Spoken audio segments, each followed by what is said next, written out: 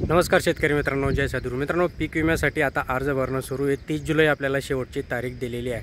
आता याच्यामध्ये एक महत्त्वाची बातमी अशी आहे की म्हणजे जी सगळ्यांनाच माहिती असते, पण त्याच्याही नंतर आपण आपल्या शेतकऱ्यांपर्यंत ही माहिती पोहोचवणं गरजेचं आहे. बघा, सगळ्यात महत्त्वाचं म्हणजे जर तुम्ही तुमचा पीक विमा व्यवस्थितरित्या काढत असाल तर ठीक आहे, पण जर तुम्ही अवैध मार्गाने म्हणजे समजा माड रांगणावर किंवा डोंगर भागावर किंवा आजूबाजू जिथं शेतजमिनी नाही आहे अशा ठिकाणी देखील मागच्या वर्षी बहुतेक शेतकऱ्यांनी पीक विमा उतरवला होता आणि मग असे शेतकरी आढळले होते. आता याच्यामध्ये दोन गोष्टी होत्या, जसं की अशा शेतकऱ्यांमुळे चांगल्या शेतकऱ्यांना देखील पीक विम्यासाठी मुकावं लागते किंवा उशीर होत असतो.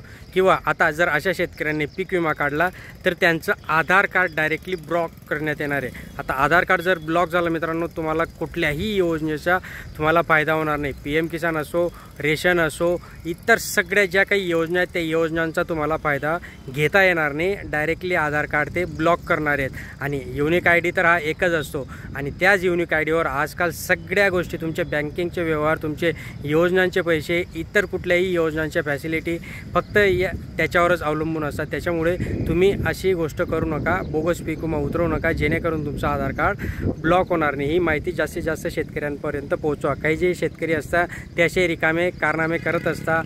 अशा घर बसल्या ज्या शेतकऱ्यांना म्हणजे जेन्युनली जे काही आपल्यासारखे सामान्य शेतकरी आहेत ते नाही करत, पण खरंच तलाट्याला 50 रुपये देऊन 100 रुपये देऊन अशा काही गोष्टी करून घेत असतात काही शेतकरी. तर तसं करू नका, त्याच्यामुळे इतर शेतकऱ्यांचं नुकसान होईल आणि तुमचंही नुकसान होईल. माहिती आवडल्यास लाईक करा, शेअर करा, सबस्क्राईब करा. धन्यवाद.